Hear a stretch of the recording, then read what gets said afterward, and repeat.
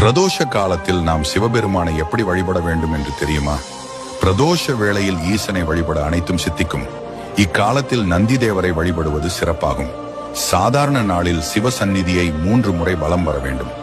ஆனால் பிரதோஷ காலத்தில் சோமசூத்திர பிரதட்சணம் செய்ய வேண்டும். சோமசூத்தக பிரதட்சணம் என்பது முதலில் சிவலிங்கத்தையும் நந்தியையும் வணங்கிக் கொண்டு அப்பிரதட்சணமாக தட்சிணாமூர்த்தி சன்னதி வழியாக சண்டேசுவரர் சன்னதி வரை சென்று அவரை வணங்கிக் கொண்டு அப்படியே திரும்பி வந்து முன்போல் சிவலிங்கத்தையும் நந்தியையும் வணங்கிக் கொண்டு வழக்கம் போல் அப்பிரதட்சணமாக ஆலயத்தை வலம் வர வேண்டும்.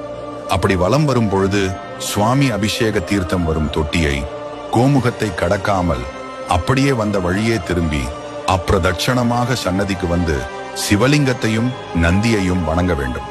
இப்படி 3 முறை வர வேண்டும். இது அநேக அசுவமேத யாகம் செய்த பலனை தரும் என சான்றோர் கூறியுள்ளனர். அந்தந்த திசாபுத்திகள் நடைபெறுபவர்கள் அந்தந்த கிழமைகளில் வரும் பிரதோஷத்தன்று இறைவனை இவ்வாறு வலம் வருவதால் இன்னல்கள் நீங்கி நன்மைகள் பெறுவர்.